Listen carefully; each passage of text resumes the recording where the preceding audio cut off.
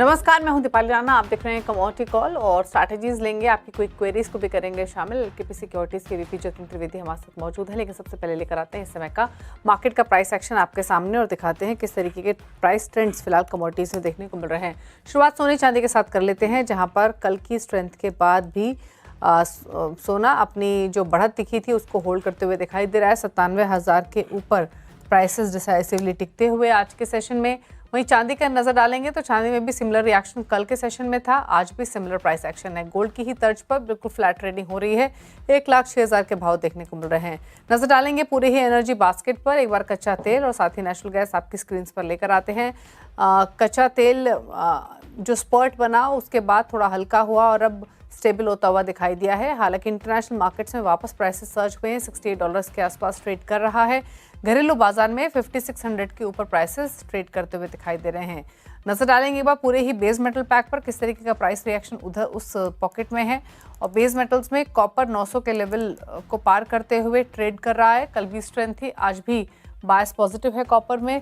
साथ ही aluminium zinc को देखें आज के कारोबार में तो यहाँ भी मोमेंटम बिल्कुल फ्लैटिश टोन पर ही दिखाई दे रहा है। एल्यूमिनियम 248-249 के लेवल्स पर ट्रेड करते हुए, जिंक हालांकि 1/4% है। अब एग्री पैक में क्विकली नजर डालते हैं एक बार स्पाइसेस के पैक पर, ग्वार पैक पर और कॉटन सीड ऑयल के एक पर। ये 2-3 कमोडिटीज हैं जहां पर नजर डालते हैं।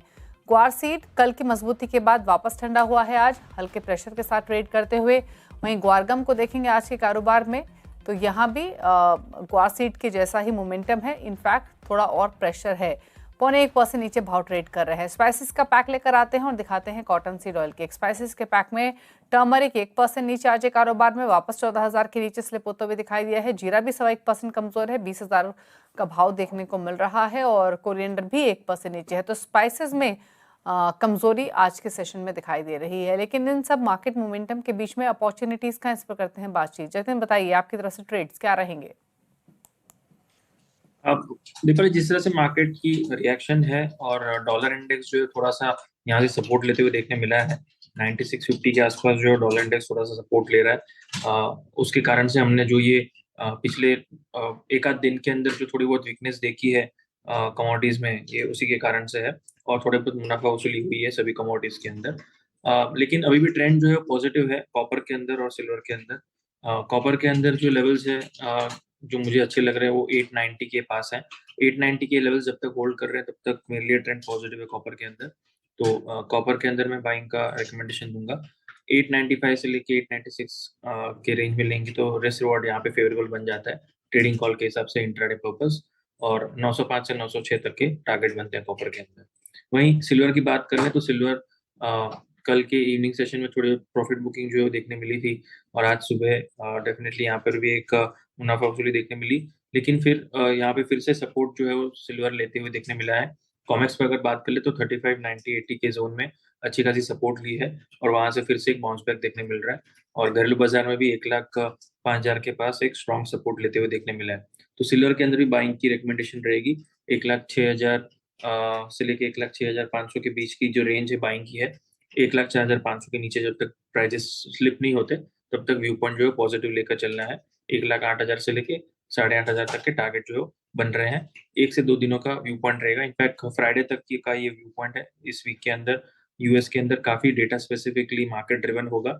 आज शाम को भी एक इम्पोर्टेंट डेटा है ADP non farm employment change का, तो यहाँ पर भी ध्यान रखना होगा। और व्यू पॉइंट जो है थोड़ा सा पॉजिटिव की तरफ संकेत हो रहा है सिल्वर और कॉपर के अंदर। ओके, अच्छा नेचुरल गैस पर आपकी राय क्या रहेगी जतिन? दीपाली, काफी हद तक यहाँ पर सेलिंग देखने मिला है। मिडिल ईस्ट के तनाव के बाद एक स्ट्रॉन्ग वन साइड सेलिंग जो है वो ट्रेंड जो है वो देखने मिला है। इसके अंदर एनर्जी पैक के साथ में नेचुरल गैस ने भी रिएक्शन दिया है क्रूड ऑयल के पीछे। 350 वाली नेचुरल गैस अब 290 के पास है। ट्रेंड वाइज तो अभी भी फिलहाल नेगेटिव है, लेकिन एक शॉर्ट बाउंस जो है वो शॉर्ट कवरिंग देखने मिल सकता है। यहाँ पर प्राइजेस को 295 के ऊपर सस्टेन होना बहुत जरूरी है, क्योंकि पिछले 2 दिनों से अगर हम देखें तो 295 रिजेक्शन लेवल बना हुआ है। 295 के ऊपर प्राइसेस अगर स्टेबल होना शुरू होते हैं फिर ही उसके अंदर बाइंग कॉल बनता है। So all in all level wise देखूं तो बाइंग जो है वो 296 के ऊपर बनेगी। स्टॉप लॉस जो बनेगा उसका 288 का बनेगा और 302 से 303 का टारगेट बनेगा। ओनली ब्रेकआउट पे बाय करना है। जो ब्रेकआउट लेवल है वो 296 के ऊपर का है। ठीक है, चलिए क्विकली रुक रहे हैं एक ब्रेक के लिए। ब्रेक के उस पार कुछ सवाल, जल्द वापस आते हैं।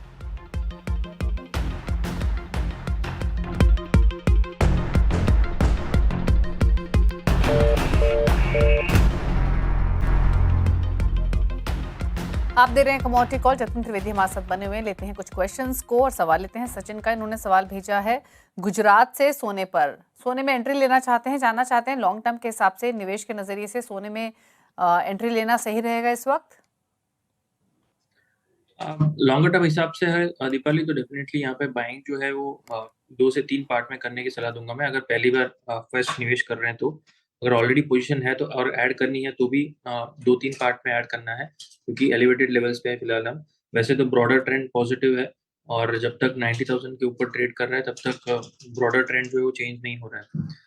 95,000 के आसपास जो है लेवल बहुत ही कंफर्टेबल है, और रिस्क रिवॉर्ड फेवरेबल भी होगा वहां पर कि जो भी लॉन्गर टर्म हिसाब से जो भी निवेश करना है तो हायर साइड पे 1,02,000 तक के लक्ष्य के हिसाब से 3 से 6 महीने के अंदर ये व्यू पॉइंट लेके चल सकते हैं। साल 2 साल का अगर व्यू पॉइंट लेके चलना है तो 1,05,000 से 1,07,000 तक का व्यू पॉइंट लेके चलना है। 90,000 जो है वो बेस सपोर्ट पकड़ के चलना है। 95,000 से पहला ट्रांच और दूसरा ट्रांच जो है वो 93, वैसे 2 ट्रांच में इसको बाइंग के हिसाब से देखना है। जब भी डिप मिलती है 1,000-1,500 पॉइंट की, तब वहां पर निवेश के लिए तुरंत रेडी रहना है। लॉन्गर टर्म होराइजन के पूछा है, इसीलिए मैंने डिप पे बाइंग की सलाह दी है। सो जो लेवल्स है वो ध्यान रखना है। 95 के जितना करीब लेंगे उतना सेफ्टी नेट बढ़ जाएगा। बात करते हैं मधु की। इन्होंने एक सवाल भेजा है नई दिल्ली से, और सवाल है इनका चांदी पर। इन्होंने 1 लॉट खरीदा हुआ है 1,03,000 के भाव पर। जाना चाहते हैं प्राइसेस के यहाँ से और ऊपर जाएंगे, क्या करें इस पोजीशन में? होल्ड करना है दीपाली, जिस हिसाब से मार्केट का ट्रेंड है। सिल्वर का रिएक्शन टैरिफ के वक्त भी जो नीजक रिएक्शन था, उसके बाद एक अच्छी खासी रैली जो है देखने मिली है, और मिडिल ईस्ट के तनाव के अंदर भी ना ही ज्यादा कुछ जो दबाव उसको अंदर देखने मिला जितना सोना के अंदर मिला है पिछले 1 महीने में। सो मुझे लग रहा है यहाँ पर रैली जो है वो ड्यू है सिल्वर की।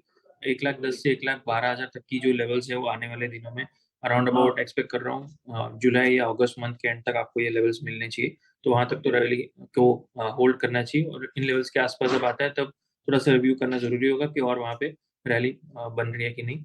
फिलहाल जो है पोजीशन होल्ड करने की सलाह रहेगी। ओके, सवाल एक क्रूड पर आया है सोहम का। 5,300 के भाव पर 1 लॉट लिया हुआ है, मुनाफे को ले लें या रखें इस पोजीशन को भी? 5,300 पे दीपाली, आई एम अज्यूमिंग कि ये जो है वो मिडिल ईस्ट के जो तनाव थे उसके पहले से इन्होंने लेके रखा है। तो जब 6,400 6,500 आया था तभी इनफैक्ट अच्छा मौका था, जब पीक पे चल रहा था वो तनाव जो है वो। अब जो है वो फिर से प्राइसेस नीचे की तरफ आ गए हैं, तो यहाँ पे मुनाफा जरूर हो रहा है, अभी भी है उनको। तो प्रॉफिट्स को कैप करने के लिए मैं एक स्ट्रेटेजी सजेस्ट करूंगा यहाँ पर, क्योंकि इन्होंने फ्यूचर्स में पोजीशन ले रखी है।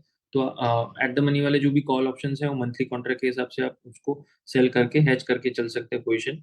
मंथ एंड में जो भी आपको ऑप्शन कॉन्ट्रैक्ट की वैल्यू होगी वो डिवैल्यू होगी टाइम वैल्यू के हिसाब से, तो वहाँ पे प्रॉफिट बुक करना है। और जो आपकी फ्यूचर जो पोजीशन है वो उसको सामने होल्ड करके चलना है। जितना आप पुट ऑप्शन को इसके अंदर अगर बाइंग करके चलते हैं तो वहाँ पे थोड़ी रिस्क बढ़ जाती है, इसीलिए मैं कॉल ऑप्शन को यहाँ पे शॉर्ट करने की सलाह दूंगा। हायर साइड पे 5750 के आसपास जो है वो कैप्ड है। रेजिस्टेंस वहाँ पे बहुत मेजरली दिख रहा है 5750 के आसपास क्रूड के अंदर। तो फ्यूचर्स में से अगर एग्जिट करना है तो 5700 के आसपास से एग्जिट भी कर सकते हैं, क्योंकि 5750 के ऊपर फिलहाल प्राइसेस लग नहीं रहे हैं कि इतना उसके ऊपर बाउंस बैक देगी। ठीक है, चलिए ये राय रही कच्चे तेल पर। फिलहाल 5,664 के भाव पर प्राइसेस कारोबार कर रहे हैं। थैंक यू जतिन आने के लिए शो में और क्विक व्यूज अपने देने के लिए। इसी के साथ एक ब्रेक के उस पार आवाज समाचार। नमस्कार।